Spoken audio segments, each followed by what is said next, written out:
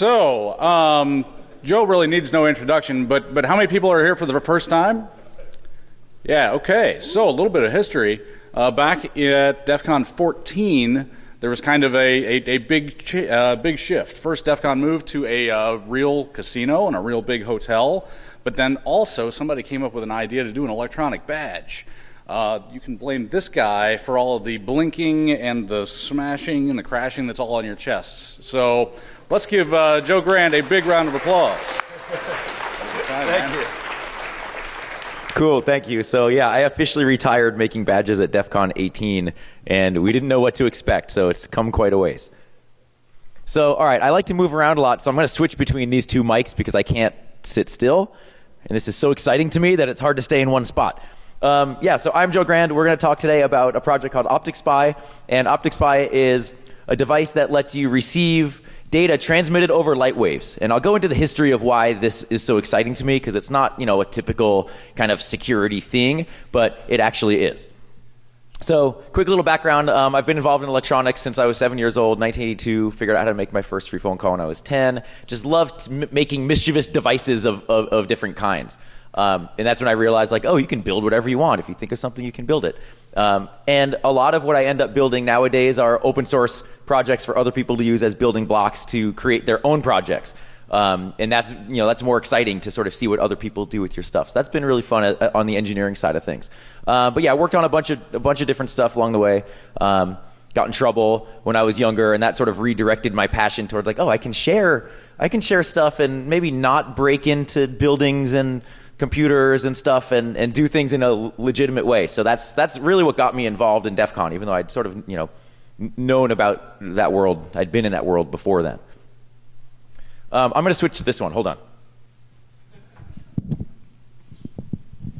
All right. Anyone who knows me knows this is really hard to do. So I'll move this one out of the way. And no wireless mics at DEF CON, which is probably a good idea. So anyway, this project, OpticSpy, again, I'll go into the history, but it's a device that I just thought would be really cool to let people explore a different sort of thing about electronics and about hardware. Ooh, is this a longer one? Awesome. Yeah, good. Hello, check. Is this one on? Okay, not as loud. Oh, wow, look at that. So I have 3 microphones now. This is even better. Now I should have someone following me with a boom mic or something. All right, so there's a bunch of wires up here. So yeah, OpticSpy is a project that will convert light into voltage. Open source project. I'll go into all the details of it.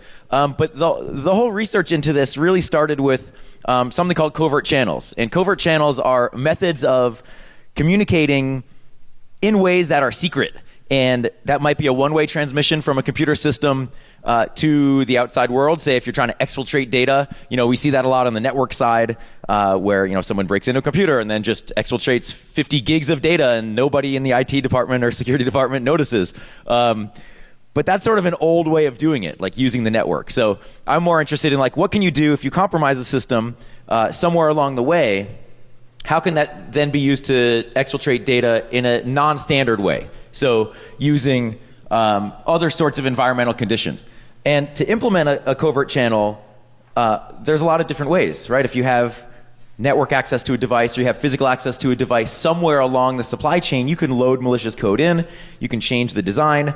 A lot of times products, especially since we're dealing with visible LEDs on products, almost every product has visible LEDs anyway. So if you can compromise a device and you're just changing the twiddling of the I/O pins to now send data instead of just being on, and the light's still going to appear to be solid. So there's lots of stuff you can do along the way, whether it's changing the specifications or modifying the physical device, maybe intercepting a device as it's going from the factory to the end customer. I know our government's been really good at doing stuff like that, and then they complain when they discover other nation states doing the same thing.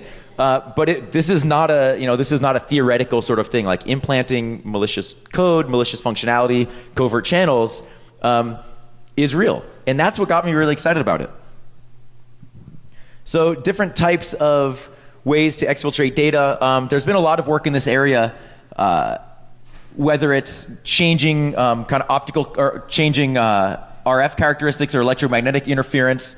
patterns from a computer system, so tempest monitoring from back in the day where the CRT was emanating a whole bunch of different high voltage noise and spikes, like as the raster went across the screen. You could pick that up from far away. Even before then, like spark gap transmitters. I don't remember when. I think maybe World War I. Morse code communication over spark gap transmitters were generating huge amounts of noise, and everybody else could listen in. So maybe not exactly a covert channel, but it's an unintentional sort of emission. You could do things through thermal, through the sound. Mordechai Guri gave a great presentation at Black Hat this year, and he's been doing research on kind of air gap data exfiltration techniques for a long time.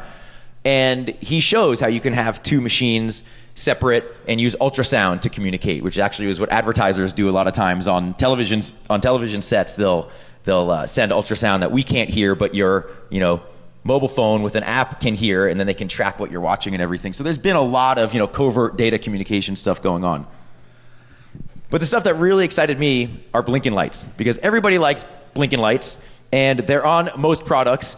And I always make this joke that nobody laughs, so hopefully you will, since this is being recorded, is I always say that the more LEDs there are in a product, the more secure people think it is. Cool. That's almost like the canned, you press the button and it's like the audience laughing. But it's true, people take hardware for granted. They don't really understand what's going on behind the scenes, and if you have a device that has lights, you can't really tell what's going on. So this project, that's what inspired me. The original paper, actually, this information leakage from optical emanations from 2002, I read that when it came out, and I was like, this is so cool. Because I'd been interested in kind of optical communications like that for a while. Like I said, I built mischievous stuff as a kid, and one of the things I built was this laser listener system, or I guess an attempt at a laser listener system, where I had a laser beam shining onto a window and then receiving that reflection back from the window. So as the window vibrated when people were talking inside, I could spy on them, which apparently the government also does that. I was using a visible red laser, but probably most governments are using an infrared laser or something you can't see. So it was neat when I read this paper. I'm like, wow, this is cool. And maybe at the time was shocking, but maybe not. What they had discovered is a lot of off-the-shelf devices, without even being modified or compromised, were leaking information through LEDs as an unintentional side effect or artifact of the way that the designers designed the product. So I'll show you a demonstration of that later. One of them is this Hayes smart modem from back in the day that's actually leaking information on the transmit and receive pins. So you don't have to have direct connection in line with the data. You can just see it from the LEDs. So I bought one of those on eBay to demonstrate it because I thought that was really cool. And of course, I have a bunch of other demos to show how easy it is to kind of create your own. But the point is that besides adding your own type of interface, there might be products out there even today that are leaking information through LEDs. We have wireless, light networking systems now, and as IoT gets bigger and network connected things get bigger, and as the RF space gets more kind of crowded, we're going to see more information being transmitted over light, from light bulbs, from other things, mesh networking through light bulbs, communicating with light. And that's something that's been going on for the past few years, so it is happening. And all of this stuff we can now, with a piece of hardware, kind of listen in and sniff around and see what's going on. With a lot of this work, though, what I found is there was never like a defined, here's how to build a receiver that you can actually experiment with this stuff. And I was like, well, I want to build a receiver because that's what I do. I want to actually try it. Like reading the paper is great, but doing it's better. And that's really where OpticSpy came from. So yeah, a little history. There's been a lot of work with transmitting information over light waves. Definitely not going to claim I'm the first.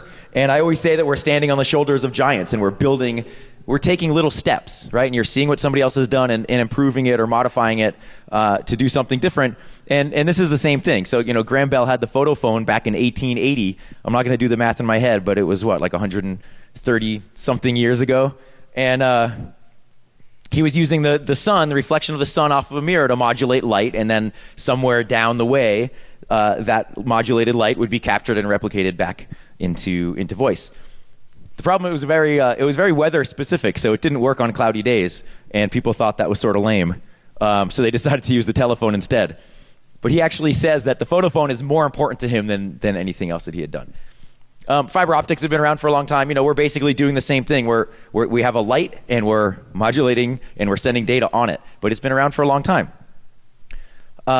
Laser tag. Everyone like laser tag? Yeah? A few people. I think it's pretty cool. Did anyone have the Star Trek laser tag from 1979? No, you guys are all too young. This was a system that actually, the way the laser tag works is actually sending data, infrared data, so it can receive data and know, who's shooting and who's being hit. So it's not just a light, but there's actually data in it. And then, like I mentioned, optical networking systems started in 2011, but they're becoming more popular now. And it really is something where it's just another kind of medium where data is being transmitted, right? So, we know it's network and wireless, and now it's optical, and perhaps the other things. Lots of other projects also as well. I have more resources at the end of the slides. Craig Hefner gave a talk a few years ago at DEF CON that was an infrared receiver specifically for, it was a high gain infrared receiver for looking at things, output from mobile phones, proximity sensors and things like that. And I'll show you there's many differences with OpticSpy, mainly that it will work with visible light, and also tunable. But there's been people working on this for a while in different ways. So the goal, like with most of my projects, is open source. Have something that's easy to understand, like an easy to understand theory. So the sort of optical receive chain is very kind of simplistic, and you'll see what I mean as we go through it. So it's something that's not this super complicated voodoo that kind of black magic sort of thing. It's like a very simple thing you can mess around with. Hand solderable, using off-the-shelf components. Some of them are small, but you can't really avoid that because sometimes they don't make them in big sizes. But everything's hand solderable. And again, this whole project comes down to raising awareness of their communication methods, getting more people involved in hardware. And for me, it was a great experience of working with analog electronics because the receivers have no microcontroller on them, no intelligence. It's doing everything analog. And I typically stay on the digital design side of things because that's where I'm most comfortable. So this is a good example of sort of experimenting with amplifiers and comparators and things like that. So just some early versions. I like showing pictures of this stuff. If you're getting into hardware development, this is a typical process where you start with some sort of breadboard system in the upper left, and the upper right, where you can plug components in and out and sort of fine-tune things before you go design a circuit board. Even though nowadays with places like Osh Park where you pay $5 a square inch, it's almost, some people just go straight to a circuit board because you can just revise it and iterate so quickly. But I love having that chance to, plug things in. There's a few other variations of the board I made. All this stuff is available on the website, these different variations. The first one in the lower left is a digital receiver, and that's just using a Toslink type of optical receiver module that's for like SP-diff audio on receivers and stereo equipment. And that's designed to just receive red light, and it has to be a certain brightness, and it has to be NRZ encoded, which I'll talk about, which actually OpticSpy is similar. So a very simple receiver, but there's like a little in the little receiver module, that black thing, there's a little door, and you have to shove the light into the door, otherwise you're not going to be able to see it. So it's a little more intrusive to whatever you're doing. But that was the first one I built to kind of prove the concept. And then I went to an analog version, which is ultimately what this one turned into. And that has some potentiometers to let you adjust the gain and thresholds and really fine-tune for a particular type of target.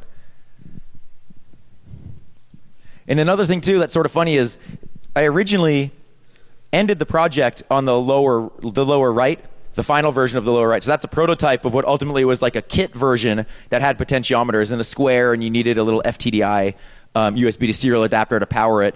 And I'd been using that in some classes and workshops and stuff, and that was sort of the end of it. But then I ended up meeting with my friend Josh, who runs Crowd Supply, who specializes in kind of open source hardware, providing open source hardware to the masses. And he saw it a little bit ahead. And he was like, you should make an easy to connect up module so then people can just use this to experiment with, and we can like hide secret messages and things at our conference and stuff. He was putting on a conference. So he sort of had this vision a little bit ahead where I was already done. I was like, all right, whatever. But he was right. So it turned into like this streamlined version that did make it a lot more easy to kind of look around for stuff, which was sort of fun. And again, all of that stuff is online. You can build your own. So some development process, there's always going to be problems. So the first version I came back with, I was using an FT231X for the USB to serial adapter instead of the typical FT232, which is what most people use. So it was like the lower cost version of the FTDI part, but newer. And some of the pins were a little bit different, so I ended up in that you see in the upper left, there's some blue wires, really small blue wires. I had to reroute some stuff before I went to the production version. But typical sort of testing before you go to production is highly recommended. This one I decided, so I had hand-built the first one to make sure it worked, and then you see in the lower left, I was actually screening solder paste onto the board, because hand soldering surface mount parts tends to not look as good as if you put it through a reflow oven and you have maybe professional or semi-professional assembly. So I wanted to have one that I'd be able to take nice pictures of, and that's what I used the silk screen for. With the solder paste. And that screen you can actually get. So the boards, they're purple. They were made by Osh Park. And then there's a company called Osh Stencils that will make the stencil for you that matches your paste layer for your circuit board. And then you can just get solder paste and kind of squeegee it on yourself and make your own. So it's sort of like do-it-yourself production manufacturing, which sometimes is easier than hand soldering depending on how small your parts are. So here's a block diagram. We have our photodiode, which is the receiver that's going to convert the light waves into current.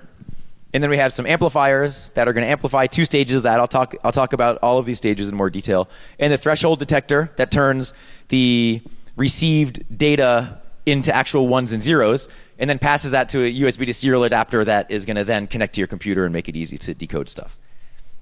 But not too complicated, which is what I like. Here's a visual view of the board, points of interest. And the way the board works, if you start at the left of the photodiode, that's sort of the receive chain. It just, the light comes in the photodiode and it gets processed and goes out the USB port on the other side. And it's I just like that process. And there's different test points along the way. So you can check at different stages, like how is your receive going, especially in the case of if you're dealing with signals that are not NRZ encoded, non-return to zero, which again I'll talk about in a second. If there's somebody that is intentionally creating an optical covert channel and doesn't want to be detected, they'll probably create some custom modulation scheme, or maybe they'll put in some error checking or other sorts of things. So if it's not NRZ, the USB to serial adapter isn't going to be able to process it and show you on the terminal program. So you can tap on at a test point right before it goes to the USB to serial adapter, and then connect that up to your logic analyzer, your oscilloscope, your Arduino, whatever it is, to demodulate whatever modulation scheme it is. You might need to do some reverse engineering, but it's generally, there's ways to break it out if you have some custom thing you're working on. I'm not going to explain the whole schematic here because you probably can't even see it. But it is, again, very sort of simple, clean design. So here's the photodiode. Most systems that I saw that were for receiving light, and especially photodiodes, are designed to receive infrared light only. So we have infrared remote controls and a lot of other things that are running infrared. This particular photodiode mimics the sensitivity of the human eye, which makes it a lot different than other ones, which is probably why they charge so much for it. I think it's like $11 a piece or something, but totally worth it because now you can capture visible light. And that's how most status indicators on products are. They're visible light. So it's really pretty cool. And we're running it in a photoconductive mode, reverse bias, and current flows through when we receive light waves. That's going to be proportional current flow. And then we have a load resistor there that's acting as our gain, and we can adjust that with a potentiometer, which ends up being our first stage gain, which is a very, very small compared to what comes next. And we have our amplification stage, so that's the light comes in. We have 2 basically the same amplifiers in a row. And the reason to have 2 instead of 1 is if you're amplifying a small signal a lot, you're going to end up amplifying a lot more noise with it at the beginning. So if you do smaller amplification, you can amplify it a little bit, and then you get more signal and less noise, and then you do it again, more signal, less noise. So it's a little trick to give you less overall noise. And there's potentiometers on both stages of those gains, so you can have a pretty giant range of gains if you need to. Generally, the way the system's set up, the default values are going to be pretty good for just about any general purpose kind of investigations you're doing. And there are some capacitors and some other things in between the stages to help with sort of, we have capacitive coupling in there to get rid of the DC offset on the first stage, and that brings it down. But then you run into problems with relaxation that you then need to deal with. So I'll show you the screenshot of what that looks like and what these things do. But the whole point is we're trying to get the data, we're trying to get the light in and then get it to a point that it ends up being a 0 to 3.3 volt signal. So you have to do some extra analog stuff to bring it down. So once we have this amplified stage, it should hopefully look pretty close to digital data by then. But then we have this comparator, which is our threshold, that we set that with a potentiometer, and that's going to set the state of whatever is above that threshold becomes a logic level 1, whatever is below that threshold becomes a logic level 0. And now we have digital data. And it's hard to see on the slides, but TP5 on the crowd supply version is the output stage before it goes to the USB to serial adapter. So that's where you could tap on if it's an unknown modulation scheme. And then the USB interface, this is going to power the device and also give us that virtual COM port on our computer. So it's just a much simpler thing than having extra wires and everything. So it's like just this, right? Light goes in one side, data goes out the other. Power goes in the same thing. This FT231X is a great part.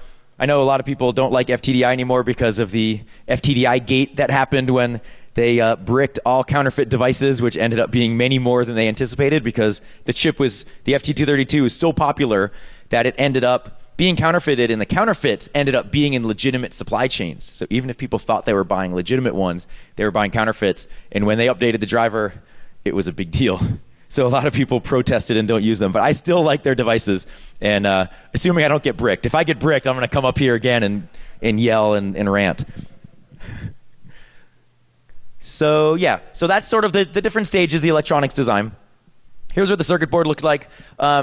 I made it a kind of pen shape for a few reasons. One of them is I thought it would be easier to hold than like the earlier rectangle ones, sort of like a pencil. The other thing is I had originally tried to fit it inside of a standard whiteboard marker, because that would have been pretty cool. And then you have the diode sticking out the end. The width of the whiteboard marker, the internal diameter of the whiteboard marker was just slightly too small compared to the width of this. And I could have made everything smaller, but then that would reduce the likelihood of people being able to hand solder it. So you have that trade-off. So it barely fits. You might be able to sort of mill out or use a lathe or whatever to carve out some space inside a whiteboard marker to fit it in. The other thing, too, is that, as you'll see, the range is pretty limited. So you have to be maybe a few inches away with infrared, but much closer a lot of times with visible light. You could adjust the gain and adjust that a little bit, but you're pretty close. So this is a nice size that you could maybe put inside of a rifle scope or use some other optics and fit it inside of some other optical thing to amplify the light from further away and get a better capture. Plus, it looks cool. On the back side, there's test points, and those are the ones that you can see each stage, but they're labeled, with real words, so you can actually look at it quickly. And I do this all the time, too. I'm like, what? I want to look at the second stage? It's like, which one is that? Oh, yeah, TP3. So it's just an easier thing instead of having to look at your computer or schematic or something.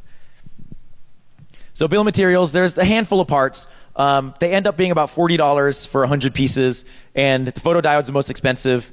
Actually, yeah, $12 single quantity. The op amps are $4, so you could probably cost reduce this if you want to, but really that diode I think is the key. And those amplifiers are really nice, low noise, and I figured, keep with those. I should mention too, this design is actually based off of a reference design that Maxim Semiconductor made a really long time ago and been modified since then, and there should be a link to it somewhere in the slides. So yeah, those are sort of the big ones. Everything else are what are called like popcorn components. So the discretes and other LEDs and stuff are pretty cheap, but the ones in red are the costly ones. But still, if you're making one, it's not a big deal, right? It's not like I'm mass producing these or anything. So that's the receiver side. That's the OpticSpy side. For transmitting, there's lots of different ways to control LEDs and different drivers, and I'll show you some variations of things. But generally, a system's going to have something like this. An I/O pin is going to drive an LED. It's either going to go low to turn on the LED, or maybe it's going to be driving from the high side, but just a standard LED driver circuit. And for the demos, I was sort of mimicking like the original paper that I had read. These modems were using NRZ data because that's how asynchronous serial data is encoded for modems, is non-return to zero. So I was just emulating that and saying, okay, if I'm going to build demos, I'm just going to use the UART functionality that exists on various microcontrollers and just send the data the same way, and then we'll be able to capture it. So that's all my demos. It's not limited to that, right? Because we can capture any sort of light wave we want of any modulation. As long as the signal is being sent within our 100 hertz to 1.5 megahertz speed, we'll be able to capture it. It just happens that NRZ, this UART encoded data, is very common, asynchronous data. We see it on products all over the place. So that's what I'm using to transmit information. Here's just what a data stream looks like. So ultimately, you want to get to the stage when you're capturing to have a nice looking, square wave there. And it literally is as easy as doing like a printf function. If you want to transmit data through an LED and you have a standard LED driver circuit, instead of printf to a debug console or output or terminal, you just do printf and point it to an I/O pin. And now you're modulating and you're sending data over the I/O pin, or and then over to the LED.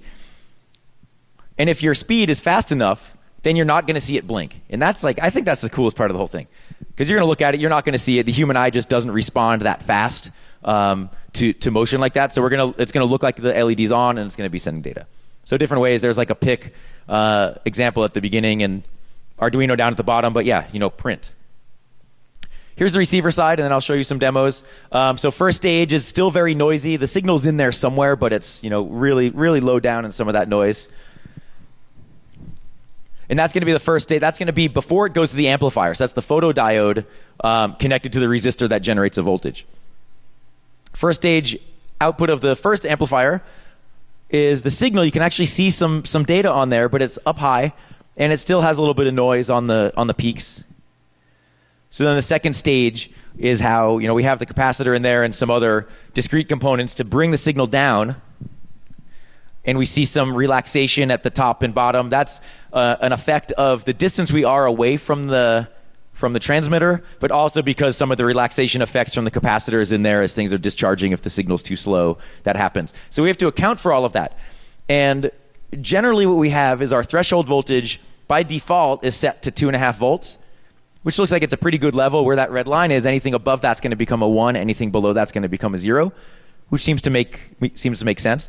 But depending on what system you're looking at, you might end up seeing your data in a different way. Your voltage might be something different. So you can tweak that and adjust your threshold voltage how you need to.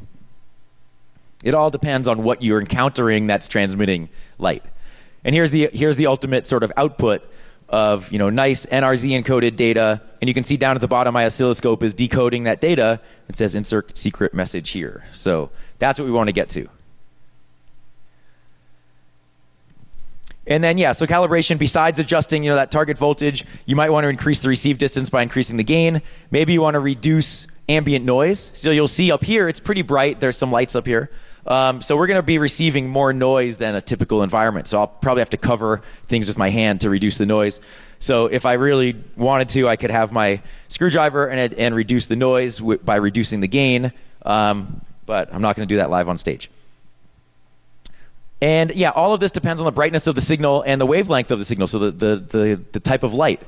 If it's closer to the center of that band of the sensitivity of the module, you're going to get much better signal to noise than if it's like right on the edge. But all visible colors I've worked with: red, blue, green, yellow. Like those all work. White, all work fine. And the potentiometers again are for 3 stages of the gain adjustment, 2 of the op amps and 1 at the photodiode stage, and then the threshold adjustment. All right. Let's do some demos. So for the demos, I'm going to switch back and forth between my slides and my terminal program. The first one I'm going to show is just using this Parallax hackable badge. So this was inspired. They had helped build, I think it was the DEF CON 20 and onward for a few years, the badges for DEF CON. So they had created sort of a general purpose badge that you can hack on. And this is using a Parallax propeller processor. For those who know some previous projects that I've worked on, I like this part. So this I'm just going to turn on, and again, a very simple proof of concept. This is just a simple microcontroller, and there's a little LED or an LCD on here that says what message it's sending. So I'm not going to show you that because it won't be very fun when you see it. And there's an infrared LED on here, so we can't visibly see what's going on anyway. But I'll hold up the receiver and you can see. So I'm going to share the screen.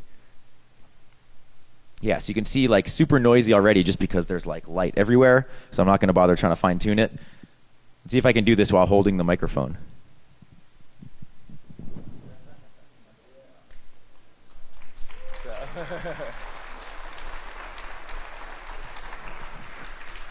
Yeah. Hello, DEF CON 26, and everybody watching at home. All right, so let's switch back. And also the baud rate. So I have this set, the baud rates usually with asynchronous serial data, you need to pre-agree. The transmitter and the receiver need to agree on the baud rate beforehand, where you can measure the baud rate by looking at the waveform and figure it out.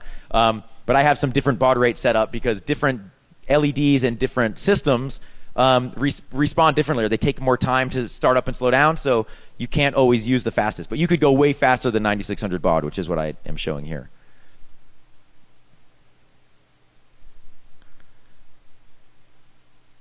So the next one is another LED example. I wanted to show this because it's just a cool little device, and it's something called Tomu. And this is a tiny little USB sized, like literally the USB connector sized little microcontroller that has 12 components total. And it's EFM32. It's an ARM Cortex M0, 25 megahertz. It has 8K of RAM, 64K of flash, USB functionality built in, and two color LEDs and two capacitive touch buttons. And it's actually, you can see that picture on the right side, it's shoved into the side of the computer. So this could actually be great for, like, turn this into a USB rubber ducky or some sort of offensive red team tool or something like that, where you just plug into someone's machine and maybe they're not going to know. Or if it's like a desktop computer, you plug it in on the back of the computer. But in this case, I'm just using it as a way to, again, send information. So we wrote a little program that has an interactive mode, a little menuing system that we could just set and clear a message, and then the red LED on Tomu is going to turn on. So this one's a little more interactive, but this is a great example of if you have a computer and you want to optically isolate it from other things or create your own air gap, this might still be a way that you can send data, from a computer.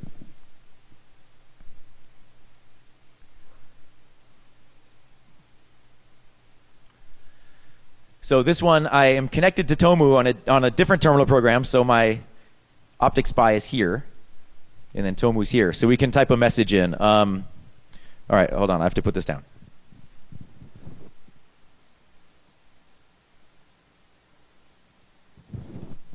So I typed a message, and now the red LED is on. I have it plugged into the right side of my computer here.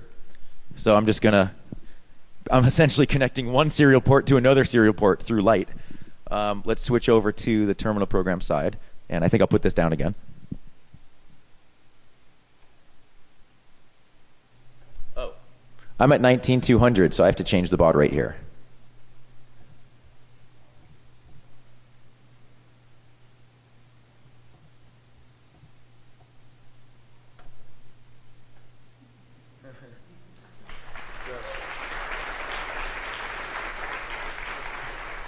Thanks. So this one actually, this LED is much brighter, so I'm probably like 2 inches away or something like that, which is pretty cool. I didn't mention also that there's a switch on here to switch between polarities. There's a data inversion switch. And because sometimes NRZ encoded data or UART data is sent idle high, sometimes it's set idle low, and it sort of depends on the driver that's controlling it and how the system's designed. So if it doesn't work in one way, but you see repeatable patterns, you might say, oh, that looks like data. You flip the slide switch, that inverts the signal, and now it will work. All right, so that's Tomu. Here's a cool one. Lasers, right? Everyone likes lasers. So this is another example of just using a standard type of optical interface where we know we can do it with LEDs. And I have another LED example, but this one is fun because I have a little laser diode driver module that I made, and this laser diode is an off-the-shelf diode that has the internal APC and other control stuff, so you just apply voltage to it and it's going to turn on. Really small. I used these in a laser rangefinder project from a few years ago. So created a little module that's open source, so everything's on my website, and then the circuit boards are linked on the OshPark link, and the little schematic is there. There's a little tiny voltage regulator, and then the system powers, goes through the voltage regulator and connects to the laser diode, and then the enable pin of the voltage regulator is what we're using to modulate on and off. This one, I had to slow it down. I'm at 4800 baud, because any faster was too fast for this particular diode to turn on and actually start transmitting. And any slower, you'd be able to see it flicker a little bit. So this was a pretty good mid-range. And the cool thing about diodes is they go really far. So this one, in theory, I don't even remember what I have on this demo, so I'm going to run it and see. I hope it's nothing incriminating. I'm going to try to set it. I'll set it at like the end of the table and see how far it goes. And the trick is to align it. Actually, no, let's have a volunteer. Zaz, come here. Zaz is going to be my laser control module. Everyone's Oz Brooks.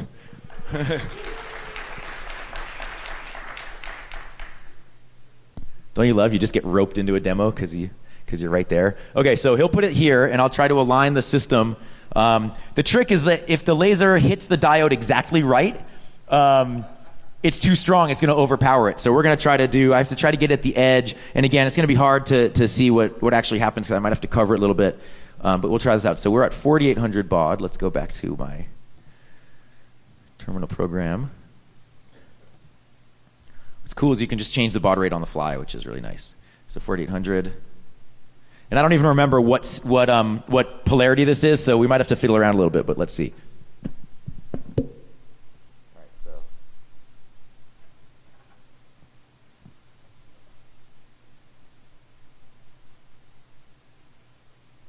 Is there anything that looks I think that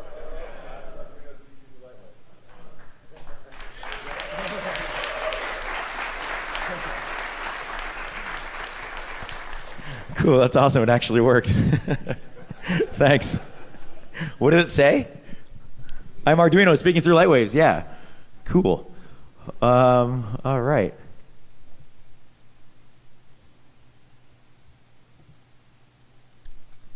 Yeah, so that one's sort of fun. So sort of related to the laser thing, I was at Tour Camp, and Will C. was there, and he's big into lasers and high voltage crazy stuff. He's like, hey, we should connect an OpticSpy with my 1 watt blue laser. So to give you an example, this laser diode is 3 milliwatts. Typically your red lasers are 3 or 5 milliwatts, like your brighter ones are maybe 5 or 10 milliwatts. And you could see how far this was, and this will still hurt your eyes if you look into it. So 1 watt interface, 1 watt blue laser. I didn't know how bright this was, but he gave us goggles to wear and everything. And so I set up a little system. It was hard because he had a battery, this battery power supply that connected to this laser.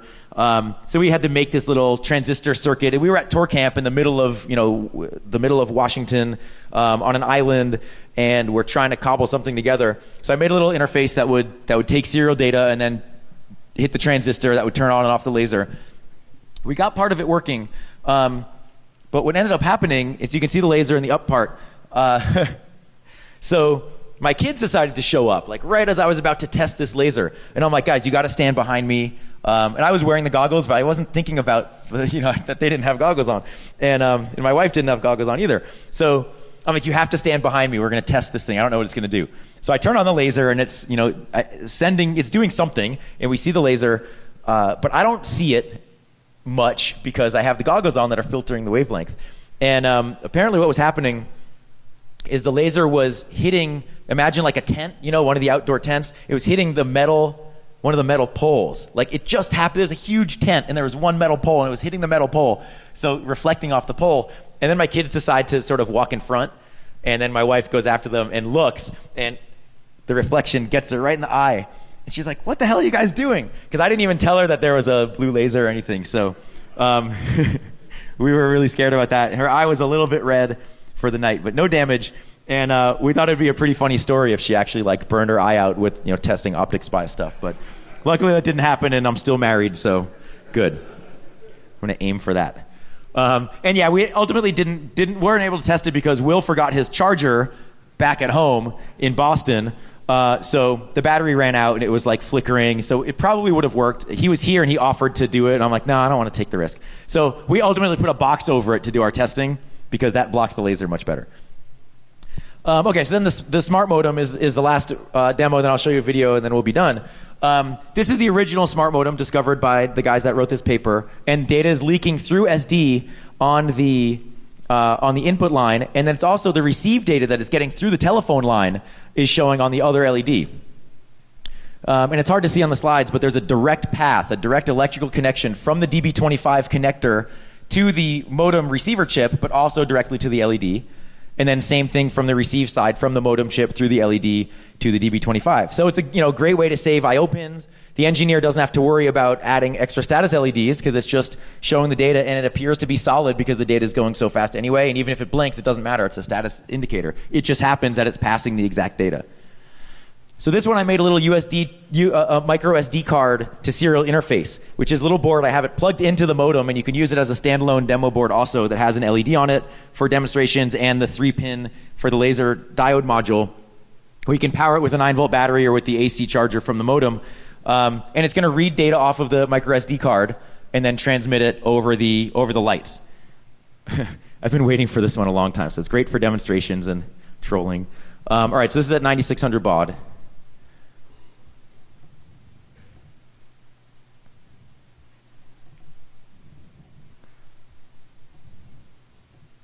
If this works how I expect, I'll be very happy.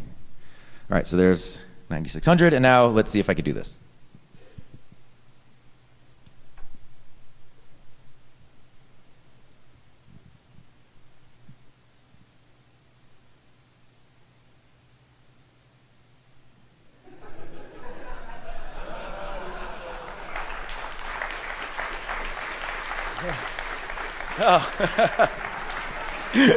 And the terminal program crashed. Perfect.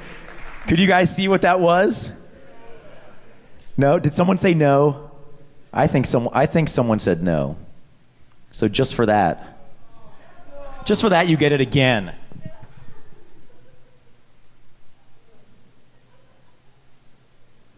Yeah. Never going to give you up, guys. And so that's reading an entire, that's reading a text file. So it shows that you can do more than just send a, silly one-line message. And then this is a video, but this is showing like, okay, what if you modify an off-the-shelf consumer device to do something useful? This is a TLWR841N that I loaded DDWRT onto, so I could actually control the GPIO pins, which directly connected to the LEDs. So I already had administrator access, so it's a little bit contrived. But the example is, if somebody remotely compromises a device and then turns it into an optical covert channel, they can do that. This one is going to read the ETSI shadow file and then print the password hashes that you could then optically receive and then decode and do whatever. But it just sort of shows what you could do, unmodified hardware, other than loading DDWRT, but physically unmodified. And for this one, I'm using a prototype, but you can see that I had to basically touch the device because the light wasn't very bright, and there's a light pipe there. So it sort of makes the LED not as bright. So what you're seeing on the left is the shell from the DDWRT, and I'm using the orange LED, the WAN light, to transmit the message. And because this is Linux, there's a whole bunch of overhead that happens. Even if you're controlling a GPIO pin, you have to go through all these libraries and stuff to actually get to the bare metal, which was super frustrating because I normally deal with bare metal, not with Linux. So I had to figure out like how can I do this in a way that's going to be timing accurate. And I'm basically sending characters at 2400 baud every second. So you can see that's what I'm transmitting, and then on the right is going to be what I'm receiving. And I'll speed it up. It's just going to send the entire password over and over again. I think I actually have it set up to just send the first line because that's the only one we care about in this case. So yeah, it shows you can do it on real consumer stuff as well. What about other sorts of devices? MacBook Pro, I thought it would be cool if I could modulate the keyboard backlight. I tried to do it on the screen backlight, but that was way too slow. So the keyboard backlight, though, they modulate their LEDs at 100 hertz. Which means, and at 75% duty cycle, so you can't really turn stuff on and off too fast because it's going to blink. So this is the fastest I could get data to transmit. It looks like Morse code, but it's not Morse code. The signal on the right is what was picked up with OpticSpy, so you can see the 100 hertz modulation, and the width that I have there is the actual time per bit. So if you want to look at these slides later and recreate that transmission, it's going to be another secret message that you guys will hate me for. So this is an example of, it's not standard modulation. You can't use NRZ encoding, so you have to tap onto TP5, hook it into some other way to decode it. Here's one of a remote control. This is one I happen to have in my house. Most infrared remotes and things that are transmitting infrared are riding on a carrier wave. So this is 38 kilohertz. The cool thing with OpticSpy is you can adjust the gains, and the higher gain you go, the slower the response time is going to be on the system. So you can adjust the gain and actually end up demodulating the data. So here we have the carrier. All the solid white is the carrier that normally you'd have to filter out. OpticSpy will do it for you, which is pretty cool. And then you're just left with the ones and zeros that you can go to work on. And here's an iPhone sensor, so proximity sensors on computers and bathroom stalls and whatever else are sending signals, sending data in some way. So I thought it'd be fun to just see what would happen if I held OpticSpy up to that device. And you can see it's something. I didn't figure out what it was, but it's these pulses at 30 hertz, and then you have a little bit of data sent in there. So yeah, ideas for this sort of stuff. It's like you can create your own interfaces. You can sniff other people's interfaces. I just feel like you never know what you're going to find, right? And that's sort of the fun of hacking in general. It's like building something like this, really no other purpose except to just learn something new and do something fun. And of course, limitations. If it's not NRZ encoded like we talked about, you have to tap earlier. The receive range is short, so maybe you can amplify that in some way. And the one thing that really gets me is that potentiometers are multi-turn, so you can't tell what your gain settings are because it's not like this, it's like this. So you can't really tell where they are, which makes it a little bit trickier. You could take the potentiometer measurements and check the resistances of each one and make notes of that's your settings for this particular target. Depends what you want to do. So future work, I have a question mark here because I'm probably not going to do it, but maybe somebody will get inspired and do it. Maybe have some additional intelligence. But I like the simplicity of this, so probably not. Maybe having automatic gain control though would be cool. So if the signal is very weak, it's going to amplify more. Otherwise, maybe if it's too strong like the laser, it would reduce the amplification, which would be kind of cool. And then there's actually some work that I thought would be awesome instead of transmitting LED data through an LED, you can actually transmit data into a device through an LED, depending on how the system is set up. So I thought that would be fun to maybe investigate. Maybe that's a future talk, not related to OpticSpy, I don't know, but that's another one of like simple device that could possibly be a problem. So then some other resources of other things that have been done. And of course, final slide with the link and all the information, link to OshPark for stuff. If you want to get assembled units, Crowd Supply I think has a few left. Maybe we'll do another run, it depends. But everything you need to build, test, example code, all of that stuff, even the MacBook Pro keyboard thing, stuff that didn't quite work, it's all on my website. So feel free to contact me if you're building something and you find something cool or if you have questions or anything. So that is it. Thank you for coming. And do we have any questions?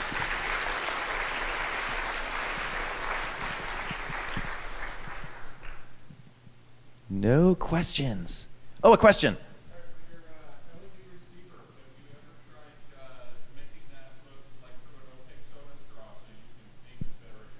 Right. So for the receiver, did I try to put a soda straw on it or something like that to limit the kind of area that it's seeing? I haven't, and that would be a great idea to maybe use like a paper one or something, or maybe some heat shrink or something to narrow down that range, and that would reduce the amount of ambient light also. So I haven't tried it, but yeah, great idea.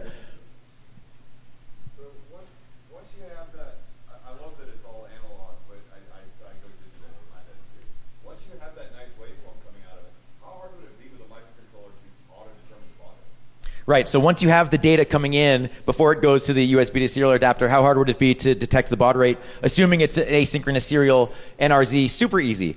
Because to do that, you just have to measure the narrowest bit time within the signal, and that's going to determine what your baud rate is, because your baud rate is 1 divided by the bit time of the narrowest bit. So yeah, you could do auto baud rate detection, which would also be good. Luckily, like most people are just using, like at least for these demos, all standard baud rates. And if a vendor is trying to be sneaky and they do a non-standard baud rate, you could measure it, but it's just going to look like noise, and you might say, oh, maybe that's not anything. So yeah, some auto baud rate would definitely be possible to do for sure. Stick that from TP5 into Arduino or something. Good. Okay, that is it. Thanks again, and enjoy the rest of the show.